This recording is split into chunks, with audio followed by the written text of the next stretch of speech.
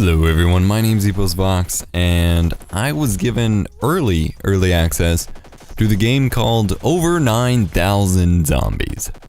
Typically when I'm sent a game where the game title or the developer has basically a meme in the name, I typically don't expect much. However, Over 9,000 Zombies kinda did impress me. I did enjoy my time with it. I was given access to it before it hit early access, but it has just hit early access on Steam. It's regularly available for $7.99. At time of recording, it is available for $5.99.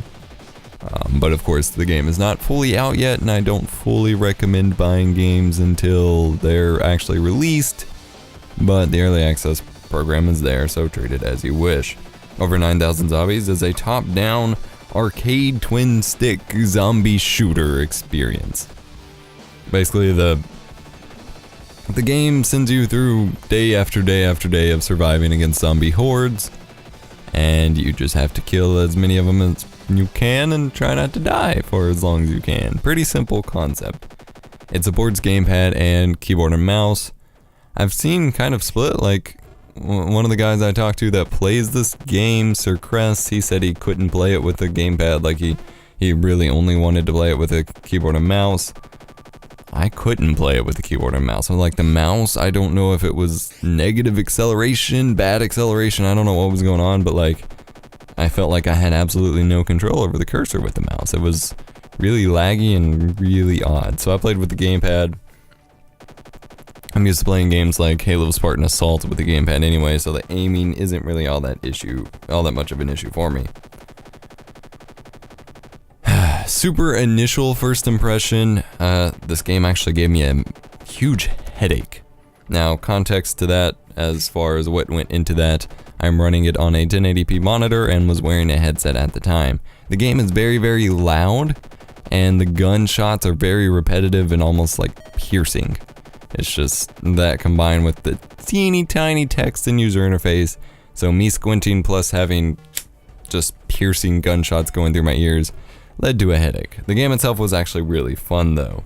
I do have some points I want to cover. Again, the UI. The UI is just teeny tiny and very hard to read, and honestly in its current state, it's effectively useless, especially since your character's always in the center. So that's where your eyes need to focus, since that's where the zombies that are most important are going to be, or in the center chasing your character. It is actually really difficult to keep moving, aiming, shooting, and watching out for zombies, and look at the user interface without dying. I honestly couldn't tell you what all is on the user interface, because I've not been able to spend much time looking at it.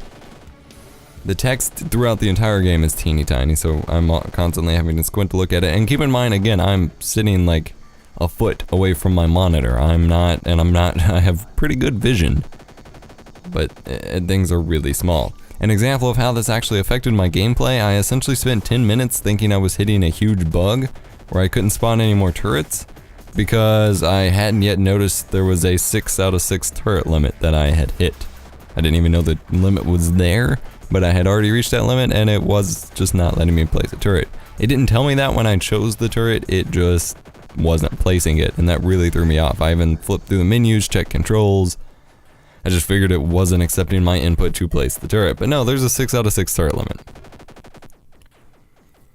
Even seeing which weapons I was getting or picking up was actually pretty difficult due to the tiny text, and there were a few instances where a weapon would spawn on the ground and I would not pick it up, and I wasn't sure why, and I thought maybe it was because it was a weapon I already had, but I couldn't really tell because I couldn't really read the text to see what weapon it was, effectively.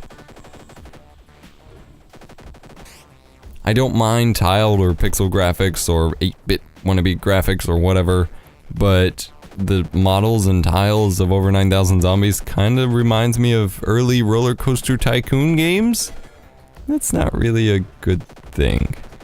They need a bit more polish, a bit more cleanup, and the water needs a lot more detail.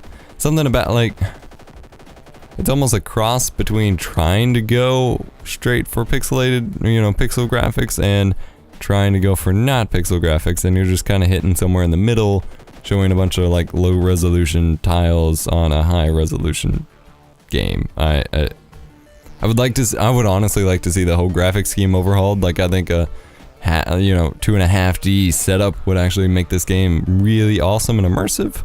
I don't know how well that's going to work, and again, this game is in early access. Anything could change at any moment. There is no procedural generation to this game whatsoever. The map does not change. It is the same map every time you start a new game, load your game, whatever. Every area you go to, it's going to look relatively the same. And so while you can expand out and explore new areas, if you leave your turrets behind, you're not really going to survive all that long out there. And so I don't really know how long this game would remain fun for someone. Sure, there's that chase of, trying to survive as long as possible, but after maybe the second or third time of surviving as long as you could, it may kind of die out on you. That's what I've already felt like felt like was happening to me.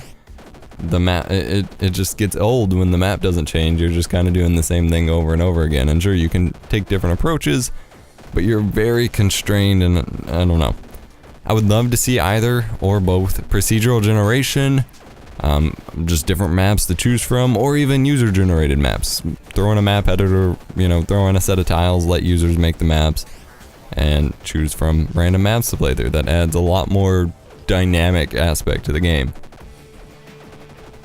Lastly, back on that 6 out of 6 turret limit, I don't think that should be in the game. Maybe make, if you get past a certain point, turrets cost more metal as you scale up or something. But as massive as the map is, and as many zombies as you have running at you, the game would frankly be a lot more fun if you could have a lot more turrets. Obviously, it's probably restricted for a challenge perspective of, hey, you only have this many turrets, good luck, have fun. But for me, setting up a giant base with a bunch of turrets and then, side bases and turn it almost into a tower defense setup would be really, really cool, but you're completely restricted on that. So that's just me, but that's what I would like to see. I would like an ability to unlock how many turrets you have. God mode does not work at all, or if it has an effect, I'm not sure what it is. I noticed no effect for it. There was something else that wasn't working. I don't honestly remember now. You have no indication of what upgrades you're getting from the little upgrade barrels for your God mode or rapid fire or no reload. And so if you accidentally pick up a second one, you may not end up getting a better option. So if it just had a bit of a text that says what it is before you pick it up, it might be a bit more helpful, but of course that text has to be bigger than the rest of the text is at the moment, because otherwise I wouldn't be able to see it anyway. A lot of criticisms, but again, this game is in early access, a lot could change. That's why I'm not doing a formal review. I just wanted to feature the game and give my thoughts on its current state as it launches into early access. And all in all, I've had a lot of fun with it. I did get a headache initially from the audio and squinting, but the core gameplay itself is actually really enjoyable. And so I hope to see this game get some good development in through early access. Hope you enjoyed the video, guys. Link to the game Steam link to the game will be in the description below. And as always, thank you for watching. My name's Fox. I will see you next time. Bye-bye. Thanks for watching Epos and Chew. Let's play together. If you enjoyed the video, consider clicking on the screen to subscribe now. To watch another video, click one of the video annotations on the screen above. Links are also provided to our website, Twitter, and Facebook pages. See you next time.